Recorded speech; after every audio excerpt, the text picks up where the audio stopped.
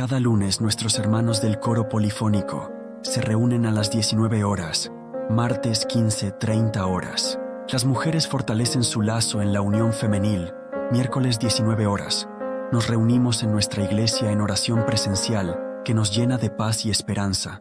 Los sábados, aventuras misioneras nos llevan a nuevas experiencias, mientras que el domingo nos reunimos a las 10:30 horas para aprender de la palabra de Dios en nuestra escuela dominical, finalizando con nuestro culto online a través de YouTube a contar de las 19 horas.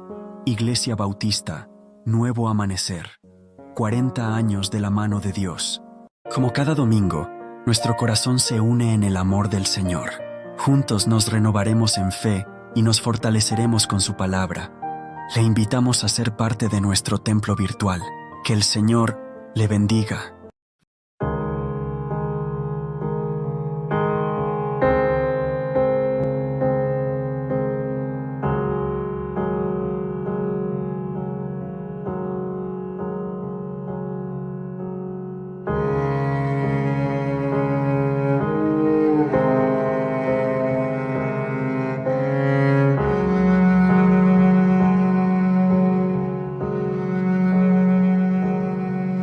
¿Cómo puede ser que el bueno y justo se hizo hombre y fuera a morir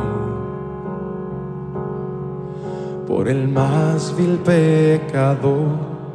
Como siendo yo su enemigo, el sufrimiento en mi lugar tomó en aquella cruz y cargó mi maldad sobre él. Su rectitud por la fe mía es.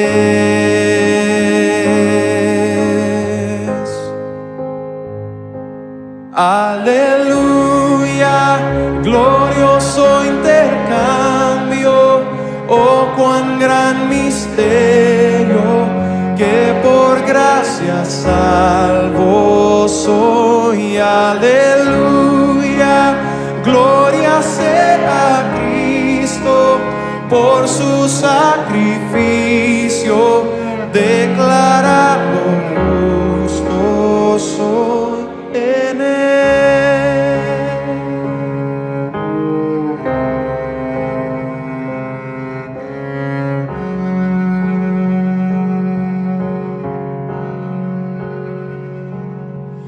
¿Cómo es posible que en Jesús, como a su Hijo, Él me recibió? Y su nombre llevo hoy, su perfecta vida de obediencia al Padre, al yo creer, Él me otorgó y perdón me dio, pues cargó mi maldad sobre él. Su rectitud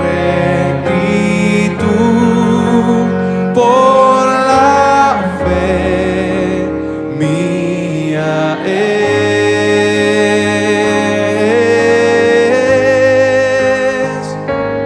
Aleluya, glorioso intercambio, oh cuán gran misterio, que por gracia salvo soy. Aleluya, gloria sea a Cristo por su sacrificio, declarado justo soy. Aleluya, glorioso intercambio, oh cuán gran misterio, que por gracia salvo soy.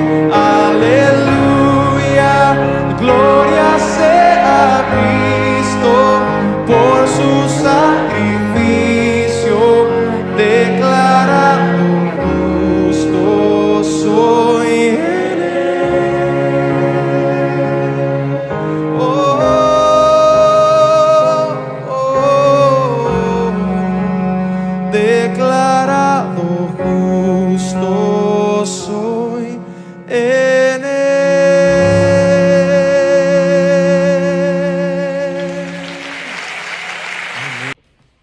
Buenas tardes, queridos hermanos, qué gusto poder saludarlos en el nombre de nuestro Señor Jesucristo, poder reunirnos nuevamente un domingo para compartir la palabra del Señor, y qué mejor poderla hacer junto a ustedes, a nuestra iglesia Nuevo Amanecer de Rancagua, y a todos quienes se puedan conectar a través de nuestro canal de YouTube. En el día de hoy vamos a estar viendo el libro de 1 Samuel, los capítulos 6, 7, 8 y 9. Para comenzar, me gustaría poder iniciar con una oración y que nuestro Señor Jesucristo pueda, siendo Él el centro de todo esto, que nos pueda guiar y podamos aprender de su palabra. Lo invito a que inclinemos nuestro rostro y cerremos nuestros ojos para poder dejar todo en sus manos. Amado Dios, queremos agradecer por esta oportunidad que usted nos da, mi Dios, de poder reunirnos, Señor, en su nombre, Señor, para aprender más de su palabra. Ayúdenos, Padre, denos un corazón sensible para poder recibir de este mensaje, Señor. Abra nuestro entendimiento, Señor, denos sabiduría para comprender cada versículo que podamos compartir, Señor, y que sea de bendición para nuestras vidas, para nuestras familias, Señor. Cuídenos, Señor, protéjanos, Padre amado, y que este mensaje haga el efecto que usted quiera en la vida de cada uno de nosotros, Señor.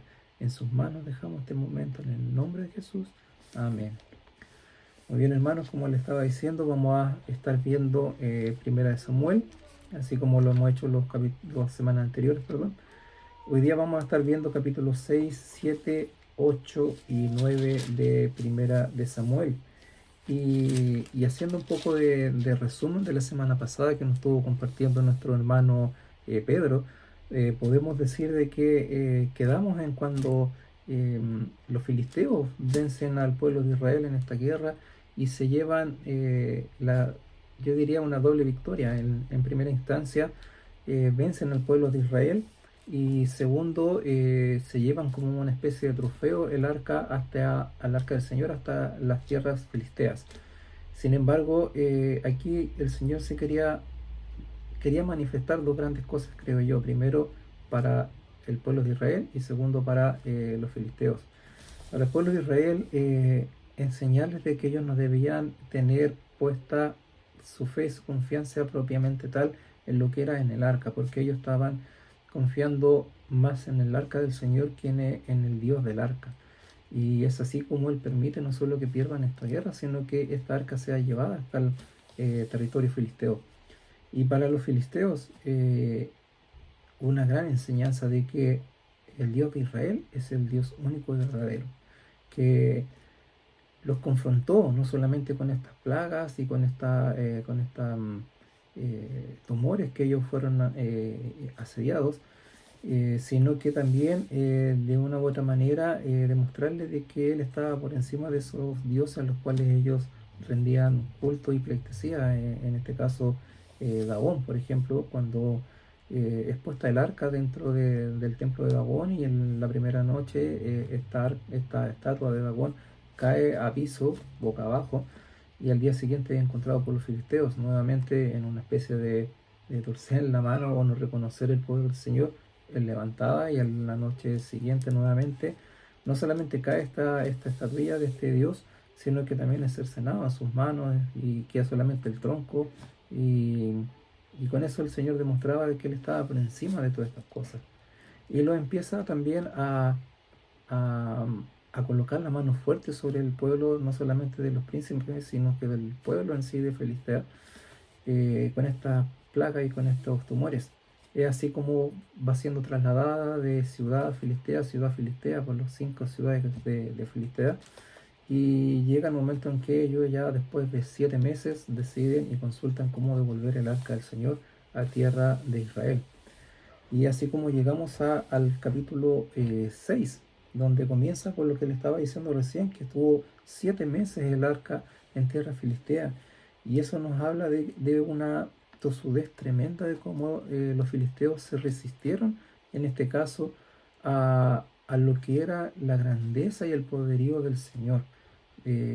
Pasaron una tras otra, lo que pasó con su Dios, lo que pasó con esta plaga, con estos tumores, y soportaron todas esas cosas y no se rindieron ante la soberanía de Dios. Y solo me lleva a pensar eso de que nosotros muchas veces, o cuando antes que iniciáramos nuestra vida cristiana, eh, cómo nos resistimos a Dios, cómo a veces colocamos nuestro corazón duro y el Señor se nos muestra de una u otra manera en nuestras vidas y colocamos esa testarudez en nuestra vida, en nuestra cabeza, cabeza dura es testarudo, eh, y, y aunque vemos señales y el Señor se nos muestra de una manera tan clara en nuestra vida, no somos capaces de rendirnos ante su poder, de esa soberanía que Él tiene. Y, y a veces pasamos 7 días, 7 semanas, 7 meses, como los filisteos, 7 años, y, y no damos nuestro brazo a torcer. Somos duros de poder decir, el Señor es el Señor, el único Dios todopoderoso, y lo acepto como tal, como mi Señor y mi Salvador. Sin embargo, acá los filisteos tuvieron que padecer mucho para poder dar ese paso de entregar y devolver el arca. Y así que dice que ellos consultaron, dice, a los sacerdotes divinos qué tenían que hacer para devolver el arca de Jehová. Y estos sacerdotes les dicen en el versículo 3, si enviáis el arca de Dios de Israel, no la enviéis vacía, sino pagadle la expiación, entonces seréis sanos y conoceréis por qué nos apartó de vosotros su mano.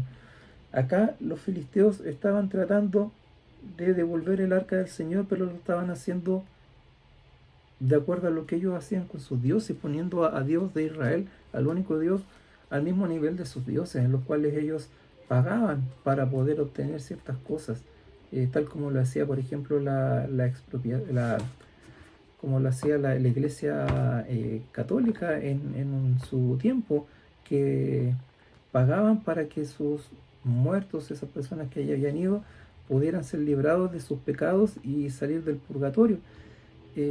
O como por ejemplo lo hizo Simón cuando vio a los apóstoles poner las manos sobre las personas y éstas recibían el Espíritu Santo y quiso pagar para poder tener lo mismo.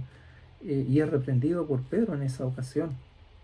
Entonces vemos que el Señor no trabaja de esa manera. Para el Señor no te pide algo para darte algo. Eso de que si tú me haces esto, Señor, y creo que lo hemos hecho muchas veces, si tú me concedes esto, yo hago esto. Si te ofrezco esto para que tú me entregues esto. Hermanos, el Señor no trabaja con un sistema de canje. El Señor solamente quiere lo bueno y lo mejor para nuestras vidas. Y solamente lo que Él quiere que nosotros nos volvamos a Él de todo corazón y que solamente le sirvamos a Él. Que lo reconozcamos como nuestro Señor. No como lo hacían en este caso los filisteos. Y ellos le siguen consultando a los sacerdotes y les dice, ¿y qué será la expiación que pagaremos? Y ellos les responden, conforme al número de los príncipes de los filisteos, 5 tumores de oro y 5 ratones de oro porque una misma plaga ha afligido a todos vosotros y a vuestros príncipes. Y acá este versículo nos demuestra cómo el Señor, cuando quiere educar, en este caso por ejemplo, demostrar su soberanía a los filisteos, el Señor trabaja de una manera que no hace acepción de personas. Acá la misma plaga, los mismos tumores, fue tanto para los príncipes como para el pueblo en general. Y Él se le estaba mostrando de la misma manera a todos por igual. No hacía excepción para unos y para otros más o para otros menos. Y dice que los mismos sacerdotes le dicen, ¿por qué endurecéis vuestro corazón como los egipcios? Y Faraón endurecieron su corazón después que los que había tratado así no los dejaron ir y se fueron. Haced pues ahora que ellos tenían que dejar que se fuera el arca. Y hacen memoria de lo que había ocurrido con el faraón de Egipto, con el pueblo de Egipto que nos dejaba ir a los hebreos. Y me llama mucho la atención cómo seguimos con el tema de la dureza del corazón, para no reconocer a Dios. Y cómo a veces frenamos que el Señor entregue esa bendición para nuestras vidas cuando se presenta en nuestras vidas. Acá hace referencia al faraón y no puedo dejar de recordar cuando Moisés va y le dice, dime, cuando está con la plaga de las ranas, y les dice, dime cuándo debo orar por ti y tu pueblo para que sean librados de esta plaga. Y me llama mucho la atención de la respuesta del faraón cuando le dice, mañana. ¿Por qué mañana? El Señor te está dando la oportunidad hoy día de conocerle y aceptarle, y estás dejando para mañana. Es algo que lo hemos hecho. ¿Cuántas veces antes de conocer al Señor nos invitaban a la iglesia o a algún algo, o a escuchar la palabra, a participar en algún culto familiar? Y nosotros no, hoy ya no puedo, mañana sí, esta otra semana, tengo mucho que hacer hoy día. Y hoy día, cuando escuchaba el mensaje de la hermana Débora, me llamaba mucho a decir qué conexión hay entre lo que vimos en la escuela dominical y lo que estos pasajes de Samuel nos quieren decir a nuestras vidas, a nuestra iglesia, o a quien esté escuchando hoy en día este mensaje. Cómo el Señor quiere que no perdamos el tiempo. Este mundo en el que estamos viviendo cada día está peor, y no podemos dejar la bendición del Señor para mañana, si se está presentando hace cuánto tiempo en nuestras vidas.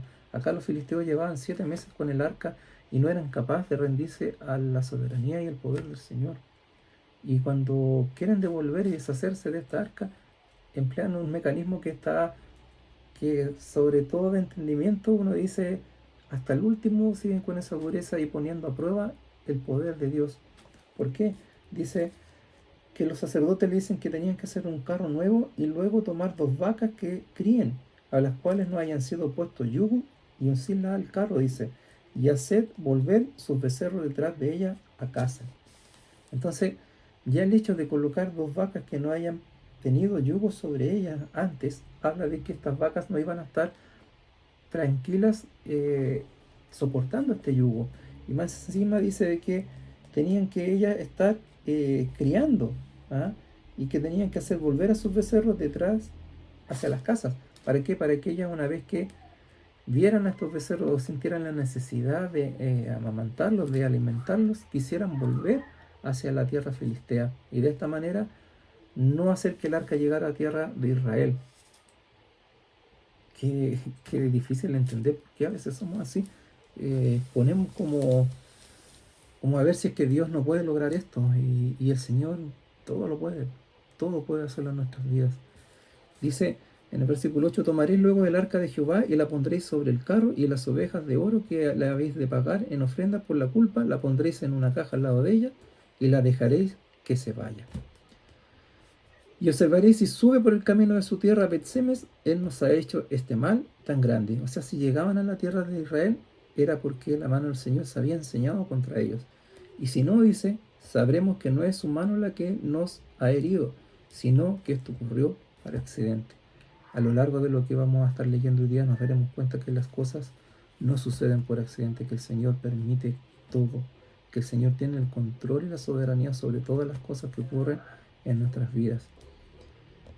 Y a veces tentar eso es complicado, porque sabemos que siempre va a haber alguien que va a perder, y en este caso vamos a ser nosotros. El Señor es grande, es fuerte, soberano y poderoso. Y aquellos hombres, dice, lo hicieron así, tomando 2 vacas que criaban, las uncieron al carro y encerraron en casa sus becerros. Luego pusieron el arca de Jehová sobre el carro y la caja con los ratones y oro y las figuras de sus tumores. Y las vacas, que hicieron, ante todo pronóstico, dice que las vacas se encaminaron por el camino de Bet-Semes y seguían camino recto, hermanos, andando y bramando sin apartarse ni a derecha ni a la izquierda, y los príncipes de los filisteos fueron tras ellas hasta el límite de Bet-Semes. Las vacas no seguían su instinto animal, en este caso de regresar por la incomodidad o de querer alimentar a sus crías, sino que siguieron el camino que debían seguir hacia la tierra israelita, y dice que no se apartaron ni a derecha ni a izquierda. ¿Hasta dónde llega el poder del Señor, que hizo que estas vacas pudieran llegar a su destino como Él lo quería? Y los de Bet-Semes, una vez que llegó el arca a Bet-Semes, dice que segaban el trigo en el valle, y alzando los ojos vieron que llegaba el arca, y se regocijaron cuando la vieron. Qué alegría ver llegar el arca del Señor, tienen que haber dicho. Y el arca, dice, y el carro vino en el campo de Josué de Bet-Semes, y paró allí donde había una gran piedra. Y ellos cortaron la madera del carro y ofrecieron las vacas de holocausto a Jehová. Todo era felicidad, habían recuperado lo que los filisteos habían llevado. Pero, dice, y los levitas bajaron el arca a Jehová y la caja que estaba junto a ellas, en la cual estaban las joyas de oro, y la pusieron sobre ellas gran piedra. Y los hombres de Bet-Semes sacrificaron holocaustos y dedicaron sacrificios a Jehová en aquel día. El versículo 16 dice: cuando vieron esto los 5 príncipes de los filisteos, volvieron a Ecrón el mismo día. Estos fueron los tumores de oro que pagaron los filisteos, ¿cierto? Pagaron uno por cada ciudad: Asdod, Gaza, Ascalón, por Gad y por Ecrón. Dice que los ratones de oro fueron conforme al número de todas las ciudades de los filisteos pertenecientes a los 5 príncipes. Dice: entonces Dios hizo morir a los hombres de Bet-Semes. ¿Por qué? Uno puede decir, como los filisteos llevaron el arca, la tuvieron, la llevaron para allá, para acá, y fueron azotados por plagas. Pero llega a tierra de Israel y dice que Dios hizo morir a los hombres de Bet-Semes. ¿Por qué? Porque habían, dice, mirado dentro del arca de Jehová, e hizo morir del pueblo a 50.070 hombres. Y lloró el pueblo porque Jehová lo había herido con tan grande mortandad. Y esto me hace pensar por qué murieron. Y es que los filisteos no conocían la ley de Moisés. Israel sí, sabía el cuidado, el respeto y cómo debía ser trasladada también el arca. Ellos no solamente manipularon, sino que observaron dentro del arca, y eso estaba totalmente prohibido. Y la justicia tiene que empezar por la casa de Dios. Y eso lo tenemos que entender nosotros, de que nosotros tenemos que mostrarnos al mundo con la justicia que el Señor quiere, siendo esa luz que Él quiere para este mundo, que nosotros seamos esa luz. Entonces tenemos que dar total testimonio de lo que es Él. Dice que enviaron mensajeros a los habitantes de Kiriat Jearim, diciendo a los filisteos: han devuelto el arca de Jehová, descended pues y llevarlas a vosotros. Así finaliza el capítulo 6, donde vemos cómo llega esta arca a las manos nuevamente de Israel, y donde sucede este episodio donde mueren todas estas personas por tratar el arca de una manera que no debía ser. Nosotros sabemos lo que el Señor quiere para nuestras vidas, sabemos lo que nos pide, y así como debemos comportarnos delante de todos. Primero, con ese respeto al Señor, a sus mandamientos, y mostrarnos no solo en lo interno, sino que en lo externo delante de los demás. Y así como llegamos al capítulo 7, donde dice que vinieron los de Kiriat Jearim y llevaron el arca de Jehová y la pusieron en casa de Abinadab, situada en el collado, y santificaron a Eleazar su hijo, para que guardase el arca de Jehová. Desde el día que llegó el arca a Kiriat Jearim pasaron muchos días, 20 años, y toda la casa de Israel lamentaba en pos de Jehová. 20 años, hermanos, imagínense, 20 años tuvo el arca ahí, no sé si olvidada, pero 20 años en que ellos todavía tenían que entender que no porque el arca estuviera en Filistea, Dios los había abandonado, sino que Dios estaba ahí con ellos, y eran ellos en su corazón los que se estaban apartando y confiando en otras cosas. Y es así como, ya llegando al versículo 3, nos habla de Samuel, que es usado por Dios como juez de Israel, en donde dice que Samuel habló a toda la casa de Israel diciendo: si de todo vuestro corazón os volvéis a Jehová, quitad los dioses ajenos y Astarot de entre vosotros, y preparad vuestro corazón a Jehová, y solo a él servid, y lo librará de la mano de los filisteos. Acá se muestra cómo durante estos 20 años, ellos teniendo ese arca olvidado, primero los filisteos la dejan, la reciben los israelitas, y acá la vuelven a dejar 20 años, y no logran captar el mensaje que el Señor quería entregar a sus vidas, y se comienzan a apartar poco a poco, hasta que terminan siendo estos idólatras de los dioses ajenos como Astarot. Y Samuel es usado por Dios para entregar este mensaje al pueblo de Israel, diciéndole que ellos tenían, que no bastaba solamente con lamentar, dice, que que ellos tenían que volverse de todo su corazón y volverse a Jehová, pero tenían que quitar los dioses ajenos desde sus vidas y preparar su corazón y solo servir al Señor. Y de esa manera, ¿qué es lo que iba a hacer Dios? Los iba a librar de la mano de los filisteos. Entonces los hijos de Israel, ¿qué es lo que hicieron? Quitaron a los Baales y a los Tarot y siervos y sirvieron solamente a Jehová.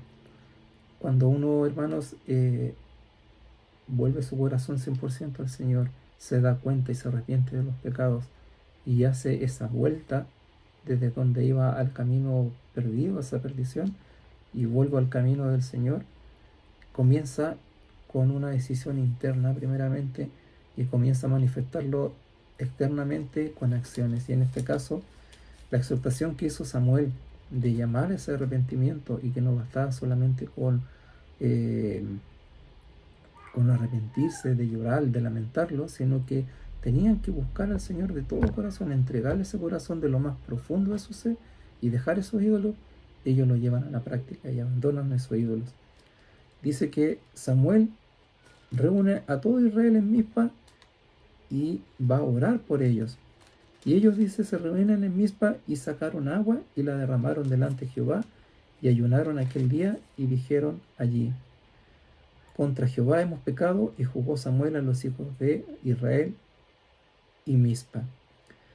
Acá se produce este arrepentimiento, sacan a los ídolos de su vida, se vuelven al Señor y dan ese primer gran paso. ¿Qué es lo que hacen? Dice que derramaron agua, lo más preciado, algo preciado para ellos, lo derraman para en seña de demostración que lo que necesitaban en ese momento, lo más preciado era la presencia del Señor en sus vidas y que perdonara sus pecados y que ellos se volvían de corazón a Él. Y dice que la derramaron delante de Jehová. Y no solamente hicieron eso, sino que además también ayunaron en ese día. Y dijeron que contra Jehová habían pecado, o sea, hubo un arrepentimiento real. ¿Y qué es lo que pasa? ¿Y qué es lo que pasó en ese momento? Es lo que sucede en nuestras vidas cuando nosotros decidimos apartarnos de ese camino de perdición y volvernos al Señor de todo corazón. ¿Qué es lo que sucede? Lo que sucede es que el enemigo se levanta, por mano. Se levanta el enemigo y quiere hacer cosas que van en contra de lo que nosotros queremos hacer para agradar a Dios. ¿Qué es lo que sucede? El enemigo se levanta para poder echar abajo nuestros planes de entregar nuestra vida al Señor. Miren lo que dice el versículo 7. Cuando oyeron los filisteos que los hijos de Israel estaban reunidos en Mizpa, subieron los príncipes de los filisteos contra Israel, y al oír esto, los hijos de Israel tuvieron temor contra los filisteos. Se habían arrepentido, habían vuelto su corazón al Señor desde lo más profundo de su ser, habían dejado los ídolos, estaban ayunando, pedían la presencia del Señor en sus vidas. ¿Y qué es lo que pasa? Se levantaron los filisteos cuando oyeron todo esto, se levantaron y fueron contra ellos, dice. Y los israelitas tuvieron temor, así como nosotros cuando decidimos seguir a Dios se levantan pruebas en nuestras vidas. Muchas veces queremos volver atrás, decimos, escucha, ahora que decidí encaminar toda mi vida hacia Dios, le estoy entregando todo a Él, se están levantando cosas que antes no pasaban y a lo mejor voy a dejar esto de lado. Y esto es lo que estaban sintiendo o sintieron en ese momento los israelitas. Pero tenemos que tener confianza en que el Señor va a estar con nosotros y que esas pruebas que se nos vienen son por lo mejor para nosotros, para fortalecer nuestra vida espiritual y nuestra relación con Dios, con nuestra fe.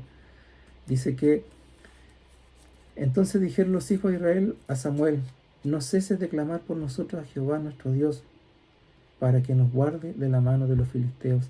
Qué importante, hermanos, de que nosotros podamos no solamente fortalecernos en fe, en oración, sino que también contemos con aquellos que se unan por nosotros en nuestras oraciones. ¿Cuántas veces pedimos en el grupo, por ejemplo, de la iglesia, cuando tenemos alguna dificultad, una enfermedad, o hermanos, oren por mí, ayúdenme a orar por tal persona, y tenemos ese respaldo? Qué importante cuando contamos con esa ayuda de nuestros hermanos para interceder también en oración por nosotros. Dice que Samuel tomó un cordero de leche y lo sacrificó, dice, entero en holocausto a Jehová, y clamó Samuel a Jehová por Israel. ¿Y qué es lo que hizo Jehová? Los oyó. Y aconteció que mientras Samuel sacrificaba el holocausto, los filisteos llegaron para pelear con los hijos de Israel. Lo que les decía, hermano, se va a levantar el enemigo, va a llegar a pelear para desganarlo a usted, para que usted deje todo botado, tal como ocurrió acá. Pero ¿qué es lo que sucede? Miren, dice que mas Jehová tronó aquel día con gran estruendo sobre los filisteos y los atemorizó. Y no solamente eso, dice que fueron vencidos delante de Israel. Y saliendo los hijos de Israel de Mizpa, siguieron a los filisteos, hiriéndolos hasta abajo de Bet-car. Y no solamente eso, hermano, dice que en el versículo 12, tomó Samuel una piedra y la puso entre Mizpa y Sen, y le puso por nombre Ebenezer, diciendo, hasta aquí nos ayudó Jehová. Hermano, usted ha pasado por cuántas cosas, yo he vivido cuántas cosas. Me he equivocado, me he caído, he cometido errores, he pecado. Pero hasta aquí, como dice el versículo 12, y creo que este es el mensaje central de este capítulo, hasta aquí nos ha ayudado Jehová. Reconocer que hasta aquí, si usted y yo tenemos la posibilidad de reunirnos a compartir la palabra del Señor, es por obra, gracia y misericordia del Señor y porque Él nos ha ayudado. Y eso jamás, nunca debemos olvidarlo, de que si hoy día estamos acá y hemos pasado por todo lo que hemos pasado, siempre ha estado la mano del Señor a favor de nosotros, buscando el bien para nuestras vidas, mostrándose una y otra vez a nuestras vidas. Creo que es algo que no podemos olvidar en el día de hoy, es un mensaje claro y directo a nuestros corazones. Dice en el versículo 13, así fueron sometidos los filisteos y no volvieron más a entrar en el territorio de Israel, y la mano de Jehová estuvo contra los filisteos todos los días de Samuel. Y aquí se cumple lo que salía en el versículo que leímos, dice en el versículo 3, donde dice, si de todo vuestro corazón os volvéis a Jehová, quitad los dioses ajenos y Astarot de entre vosotros, y preparad vuestro corazón a Jehová y solo al servir, y os librará de la mano de los filisteos. Ellos hicieron lo que el Señor les pidió y les prometió que los iba a librar de la mano de los filisteos. Ellos lo hicieron de corazón, creyeron, confiaron en Él, ayunaron, oraron, pusieron la vida de ellos en las manos del Señor, dejaron a sus ídolos, y el Señor cumplió hasta el último de su palabra. La palabra del Señor no cambia, la promesa del Señor no cambia, Él cumple todo lo que dice. Dice que no solamente vencieron a los filisteos, hermanos, miren lo que sucede. En el versículo 14 dice, fueron restituidas a los hijos de Israel las ciudades de los que los filisteos habían tomado a los israelitas, desde Ecrón hasta Gat. E Israel libró su territorio de la mano filisteo, y hubo paz entre Israel y el amorreo. Y juzgó Samuel a Israel todo el tiempo que vivió, y todos los años iban y daban vuelta a Bet-el y a Gilgal y a Mizpa, y juzgaba a Israel en todos estos lugares. Después de esto volvía a Ramá, porque allí estaba su casa, y allí juzgaba a Israel, y edificó allí un altar a Jehová. Creo que aquí podríamos decir que hermoso, que bonito todo, y podríamos irnos contentos, pero esto continúa, nos quedan 2 capítulos, y aquí hay un vuelco total, en lo cual demuestra que somos totalmente especialistas en arruinar nuestra relación con el Señor y olvidar lo que el Señor ha hecho en nuestras vidas y cómo Él cumple las promesas que Él hace para nuestras vidas. ¿Por qué? Porque una vez que Samuel dice que ha envejecido, en el capítulo 8 que vamos a comenzar a ver ahora, dice que Israel pide un rey para ser gobernador de ellos. ¿Y por qué lo pide? Vamos a ver. Dice que aconteció que habiendo Samuel envejecido, puso a sus hijos por jueces sobre Israel. Y el nombre de su hijo primogénito fue Joel, y el nombre del segundo Abías, y eran jueces en Berseba. Pero aquí muestra algo que nos puede llamar mucho, o nos puede llevar mucho a pensar y a analizar a todos los que somos padres también. Dice que no anduvieron los hijos por los caminos de su padre, en este caso Samuel. Antes se volvieron tras la avaricia, dejándose sobornar y pervirtiendo el derecho. El hecho de que nosotros sirvamos con mucho anhelo, con mucha entrega de corazón al Señor, nos garantiza de que nuestros hijos vayan a hacer lo mismo en el día de mañana, o que vayan a estar siempre por el buen camino. Pero sí es importante que nosotros como padres estemos pendientes y tengamos la sabiduría necesaria para saber cuándo nuestros hijos se están apartando del camino del Señor o están actuando de una manera que no corresponde. Y es nuestro deber también como padre poder orar por ellos para que el Señor se revele a sus vidas y que vuelvan a tomar el camino que tenían o el que nosotros tratamos de inculcar cuando eran pequeños. En este caso, los hijos de Samuel se habían pervertido en avaricia y también se habían dejado sobornar, dice. Y esto fue el pretexto o uno de los dos pretextos que usó el pueblo de Israel para poder pedir este rey.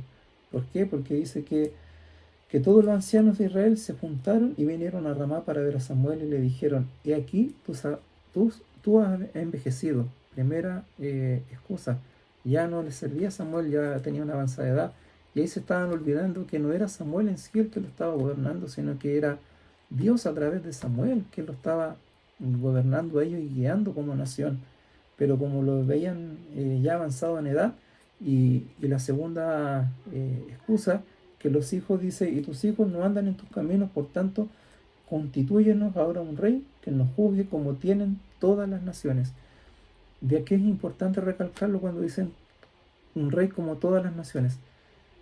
El Señor no quería que nosotros, o en este caso Israel, perdón, no quería que fuera como todas las naciones. Él lo escogió para que fueran una nación distinta a las demás naciones. Y es lo que quería decir. Y eso es lo mismo que sucede para nosotros en el día de hoy. Él no quiere que seamos iguales a los del mundo, sino que seamos distintos a la gente que está en el mundo. Que seamos esa luz para el mundo. ¿Ah? Que nuestros actos, nuestras palabras hablen del Señor, hablen de lo que Jesucristo vino a entregar cuando Él estuvo aquí en la tierra. Y en este caso, el pueblo de Israel estaba ocupando estas excusas para poder ser igual a estas naciones. Ya sabíamos que venían de 20 años que habían como dejado el arca y se empezaron a apartar de a poco y se fueron enfriando espiritualmente y se perdieron de esa guía que tenían del Señor. Ellos se apartaron. Y esto dice en el versículo 6 que no agradó a Samuel de lo que le habían dicho. Danos un rey que nos juzgue. Y Samuel, ¿qué es lo que hizo? Lo que debiéramos hacer todos nosotros ante cualquier situación. Dice, y Samuel oró a Jehová. Y dijo Jehová a Samuel, oye la voz del pueblo en todo lo que te digan, porque no te han desechado a ti, sino a mí me han desechado, para que no reine sobre ellos. A veces ocupamos muchas excusas. Es que no, es que la iglesia esto, que el hermano aquí, que el hermano acá, pero en el fondo, hermano, no estamos desechando al hermano, no estamos desechando a la persona que está predicando porque no me gusta el estilo que predica. Hermano, aquí no estamos buscando un estilo, estamos buscando que alguien entregue la palabra del Señor como debe ser y que esa palabra cause un efecto en nuestras vidas. Aquí no estamos buscando un hermano en específico, un pastor en específico, una iglesia en específico. Estamos buscando a Dios, estamos buscando esa relación íntima con el Señor. Y acá lo que estaban haciendo el pueblo de Israel, buscando estos pretextos, no para desechar a Samuel en sí, aunque lo estaban manifestando, estaban desechando al Señor, como lo dice acá. Pero él les dice que escuche, dice lo que el pueblo le estaba pidiendo, conforme a todas las obras que han hecho desde el día que los saqué de Egipto hasta hoy, dejándome a mí y sirviendo a dioses ajenos. Así hacen también contigo. El Señor hace memoria de todo lo que ha hecho desde que los sacó de Egipto hasta el día de hoy, como decía el versículo, el pasaje anterior cuando lo mencionaba. Hasta aquí el Señor ha estado con nosotros, ha sido nuestra ayuda. El Señor estaba haciendo este recuento hacia atrás desde que los saqué de Egipto, que siempre han buscado otras cosas. No le ha bastado con todo lo que le he dado y siempre se han vuelto hacia otro lado y me han dejado de ver a mí. Dice ahora pues, oye su voz, más protesta solemnemente contra ellos y muéstrales cómo les tratará el rey que reinará sobre ellos.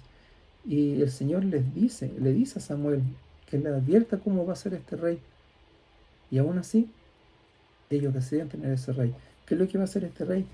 Dijo pues, así será el rey que reinará sobre vosotros, tomará vuestros hijos y los pondrá en sus carros, y en su gente de a caballo para que corran delante de su carro. Y nombrará para sí jefes de miles y jefes de 150. Los pondrá a sí mismos que aren sus caminos, sus campos, y sieguen sus mieses, y que hagan sus armas de guerra y los petrechos de sus carros. Tomará también a vuestras hijas para que sean perfumadoras, cocineras y amasadoras. Asimismo tomará lo mejor de vuestras tierras, de vuestras viñas y de vuestros olivares. Diezmará vuestro grano y vuestras viñas para dar a sus oficiales y a sus siervos. Tomará vuestros siervos y vuestras siervas.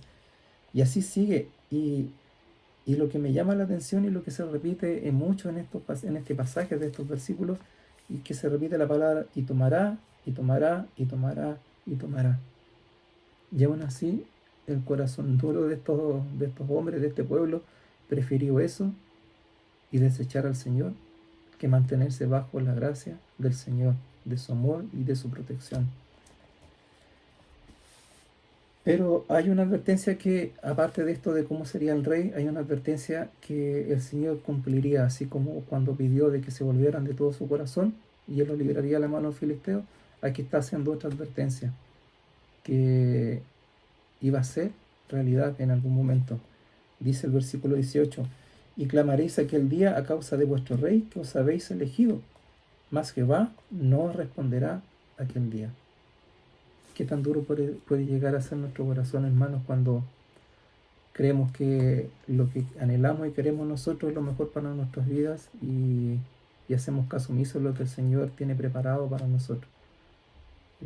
¿Hasta dónde puede llegar esa dureza de no reconocer de que somos necesitados, somos limitados, que necesitamos de Dios? Y aunque estemos sufriendo, pasando por una y por otra, nos conformamos con tan poco cuando el Señor quiere entregarnos tanto sin merecer nada de nosotros. Entonces, así como lo hacían los filisteos, ellos pagaban por esto, o trataban de hacer tantas cosas buenas por tantas cosas malas que he hecho. Y el Señor nos ha dado todo. De hecho, nuestra salvación, hermano, o sea, ¿qué pagamos nosotros por nuestra salvación? ¿Cuánto costó nuestra salvación? ¿Usted pagó algo? ¿Yo pagué algo? Absolutamente nada. Todo lo hizo Él. Entregó a su único Hijo. Él entregó su vida en la cruz por nosotros, derramó su sangre para limpiarnos de nuestros pecados y librarnos de la muerte. Entonces,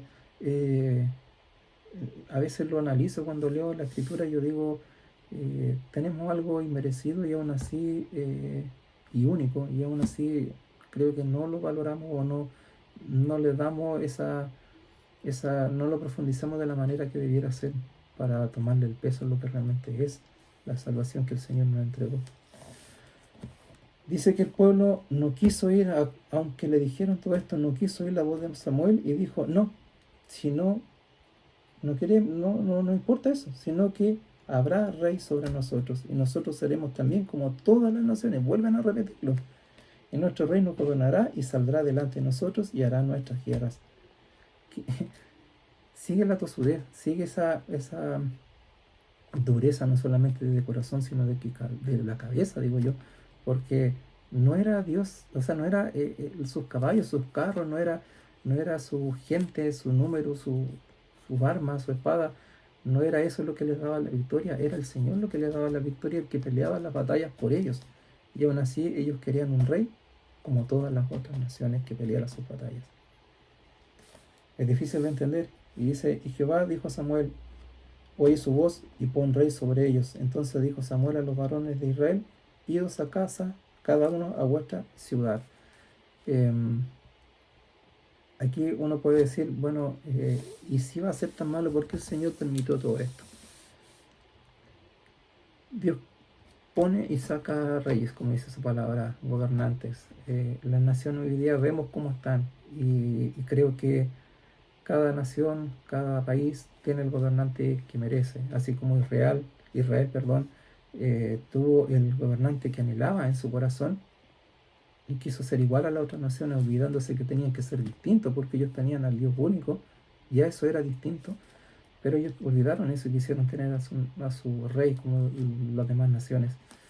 Y hay gobernantes, como en el caso, por ejemplo, que Dios gobernaba a Israel y los guiaba por intermedio de Samuel, lo hacía para guiarlos, ¿ah? Pero hay otros tipos de gobernantes que el Señor permite que estén ahí también para poder educar, para poner esa corrección encima del pueblo, sobre el pueblo. Y, y uno podría decir, bueno, pero ¿y por qué el Señor permite eso si no es lo mejor para nosotros? Y se supone que la voluntad de Él es buena, agradable y perfecta para nuestras vidas. Y lo es, y lo es. ¿Y de qué manera puedo decir que lo es? Porque yo creo que de esta manera el Señor quería demostrarle a estas personas de que se iban a dar cuenta en algún momento u otro, más tarde o más temprano, de que se iban a dar cuenta que la voluntad que Él quería era mucho mejor que la que queremos nosotros para nuestras vidas.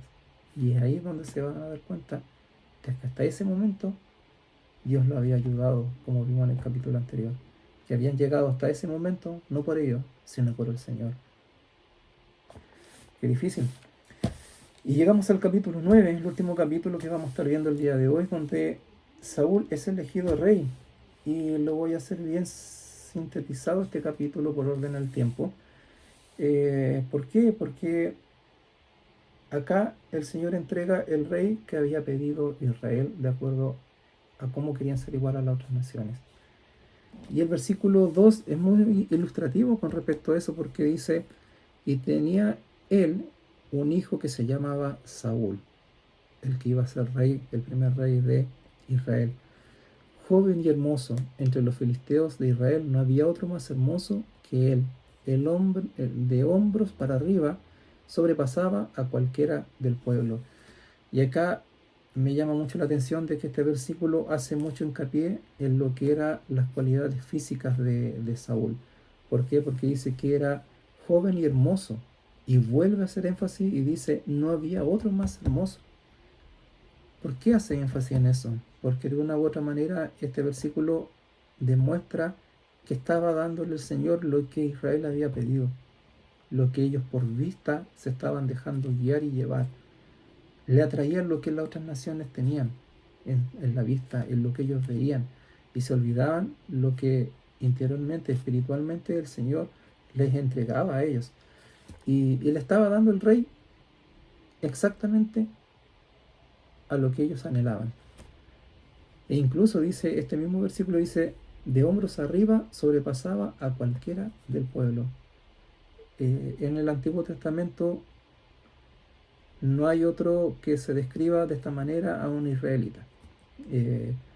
Todas esas descripciones se hacen por ejemplo, en Números 13 a los hijos de Anac, o en 1 Samuel 17 cuando se describe cómo era este gigante Goliat, que enfrenta a David en este caso.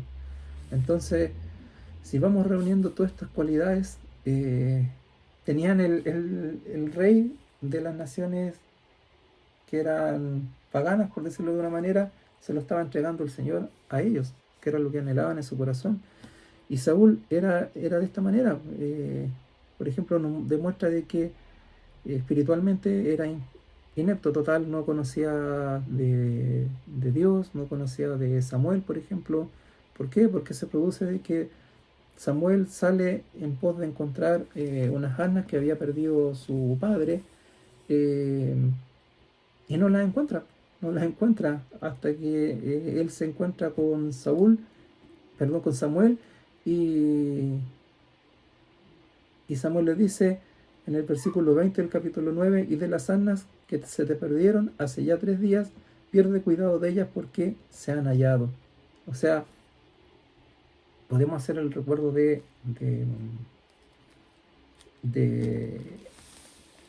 David. David era pastor de la oveja de su padre, daba su vida por la oveja de su padre, las cuidaba como un tesoro porque eran de su padre.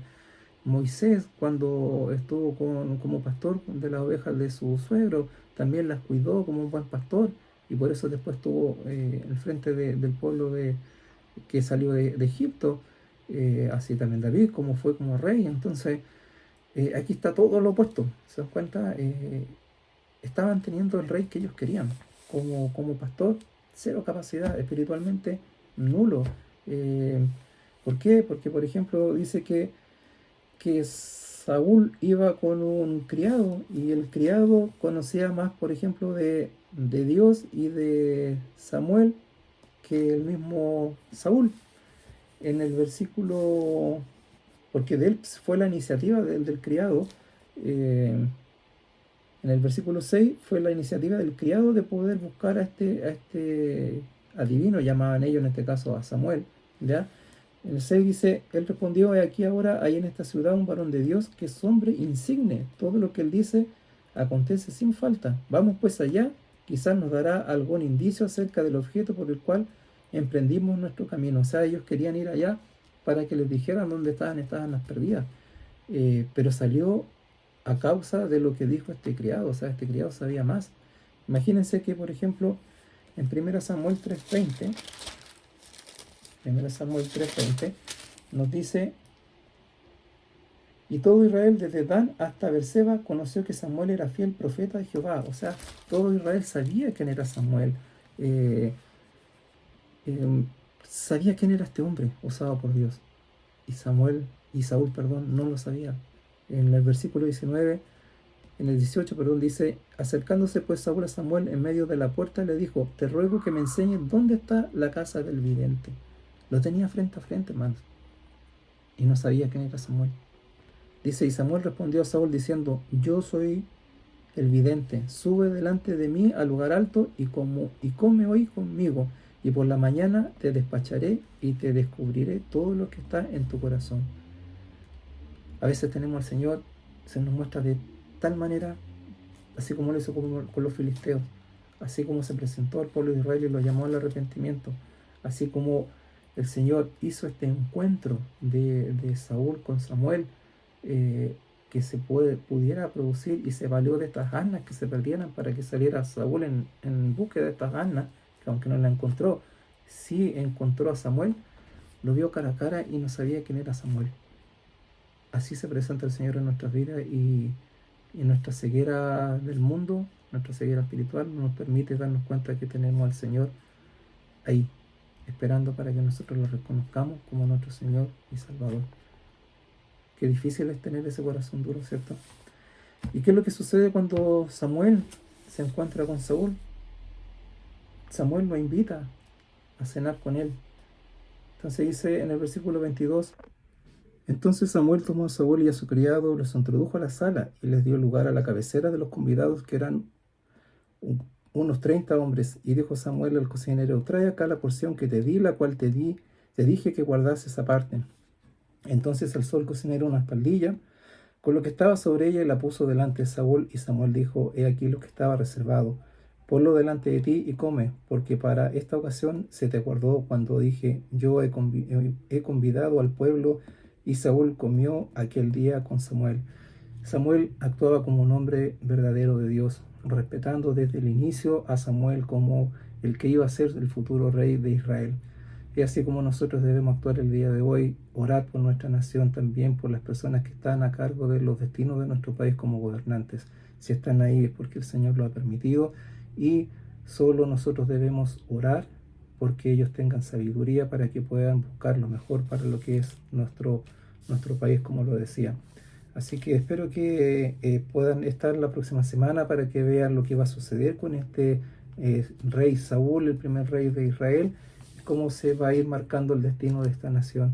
Espero que estos capítulos hayan sido de bendición para usted, como lo ha sido para mi vida, hermanos, y que el Señor les bendiga en todo, y un abrazo grande en el amor del Señor. Nos vemos.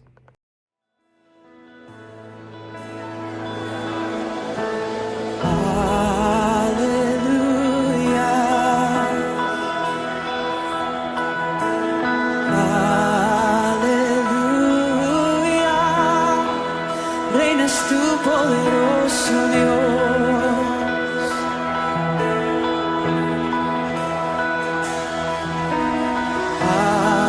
aleluya,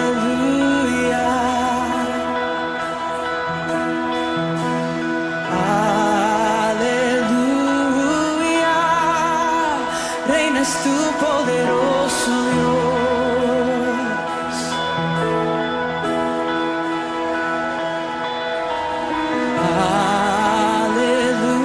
Aleluya.